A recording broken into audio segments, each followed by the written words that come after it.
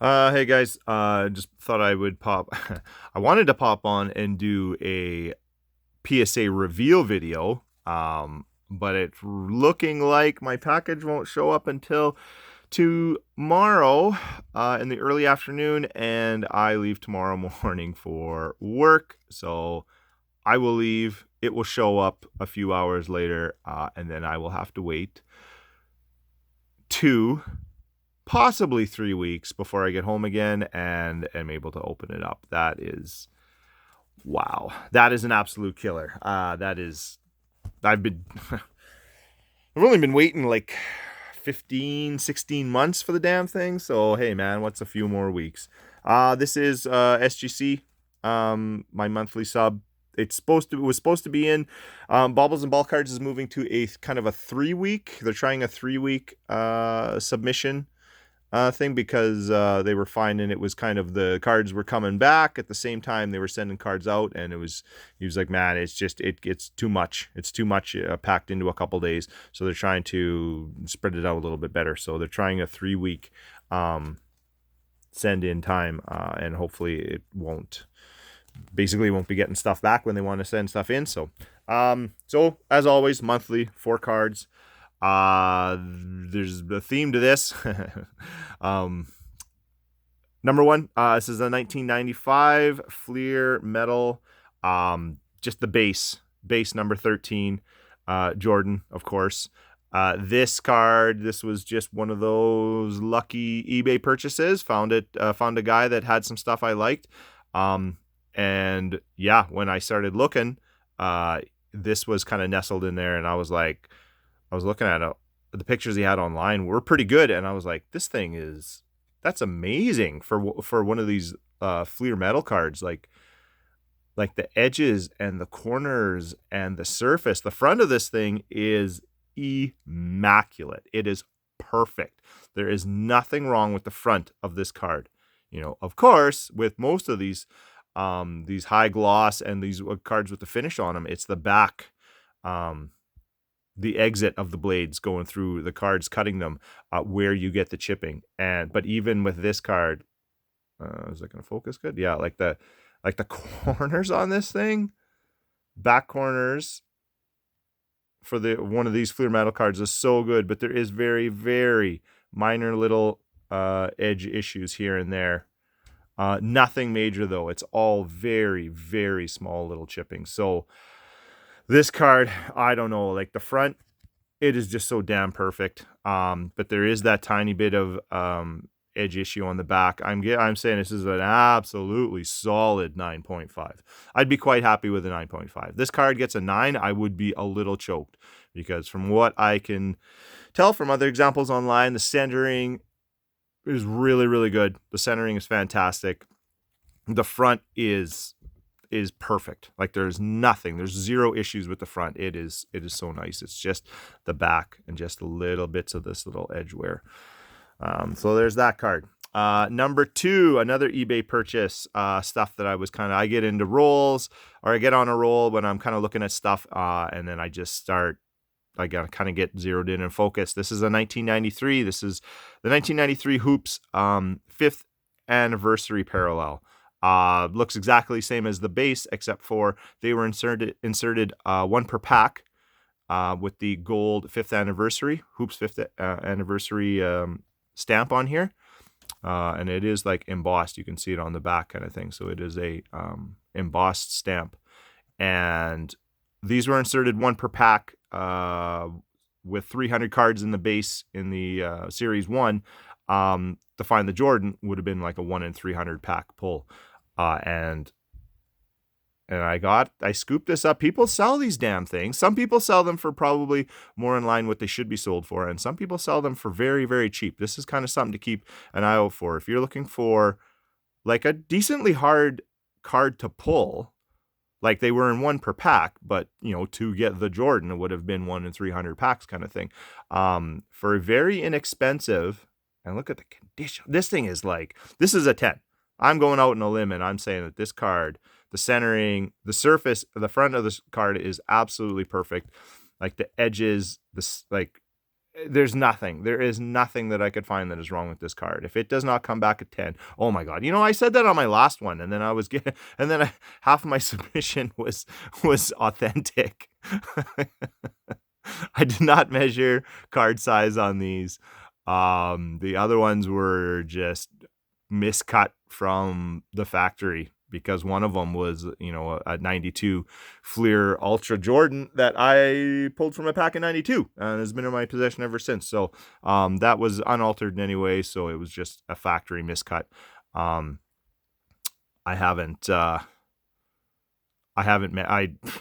Why bother? I might actually, those might be, if PSA ever comes down in price or whatever, or I might even try out, I've been meaning to try out CSG. Those might be good candidates for CSG. I had that and a Griffey refractor that both came back with the A on them and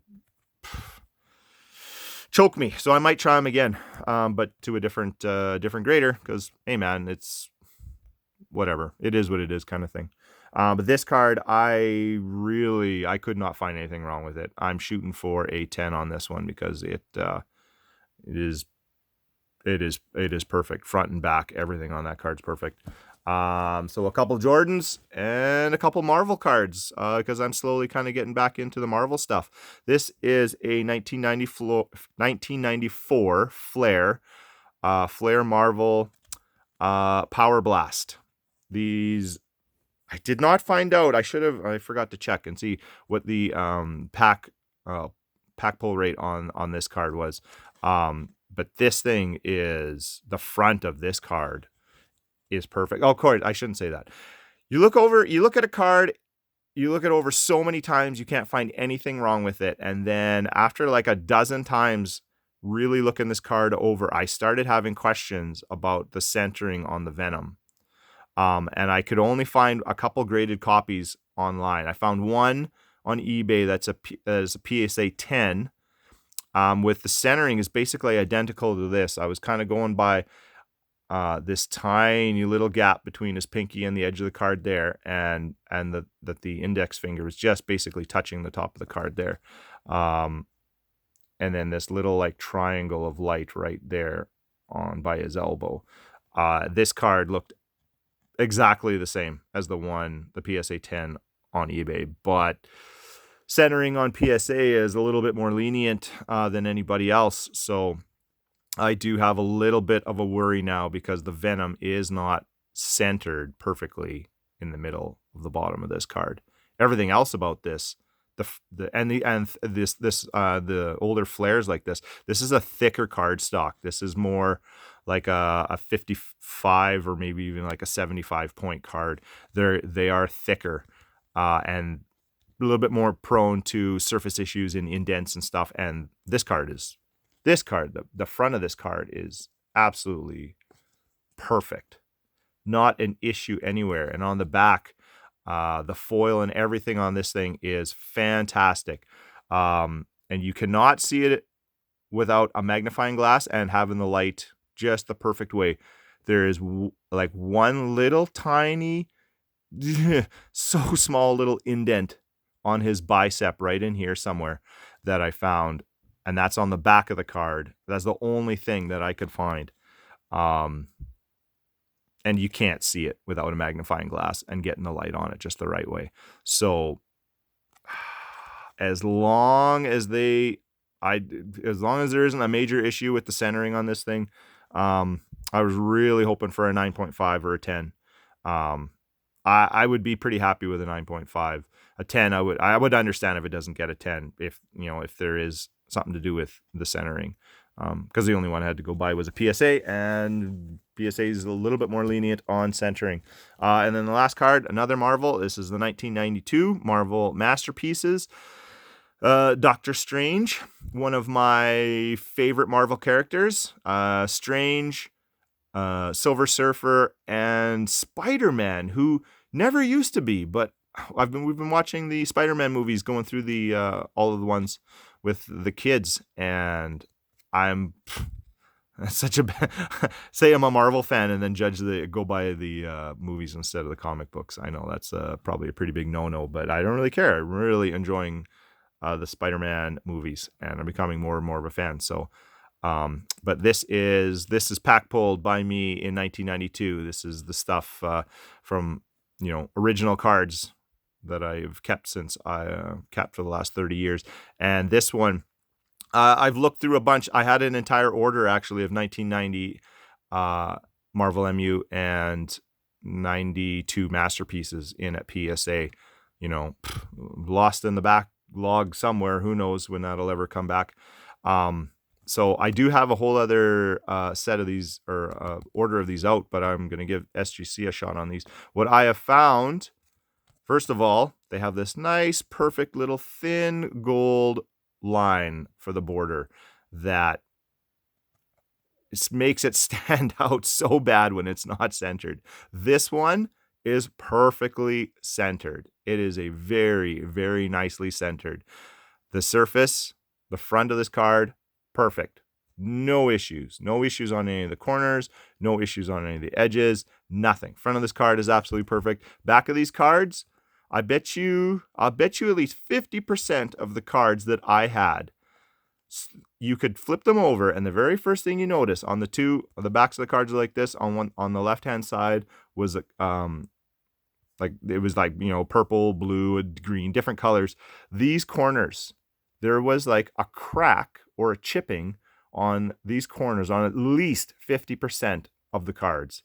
Like, I wasn't even looking at the front. I would take the card out, flip it over, take a look. Yeah, cracked. Toss it aside. Yeah, cracked. Toss it aside. Cracked. And it was insane. And then you find ones that weren't cracked. And then, of course, you look at the front. It's way off to the side.